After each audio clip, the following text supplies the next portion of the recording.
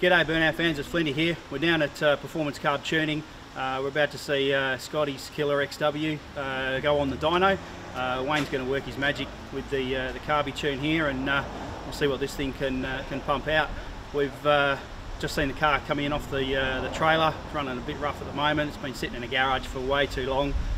Never been tuned, so yeah, it should be interesting. It's running a 451 cube small block Ford.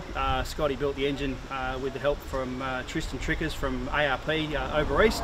Got a manual 4-speed top loader behind it and a 9-inch with 411. So once they get a tune in this thing, it should be a bit of a handful on the street. So yeah, check the video out and let's see what this thing can do.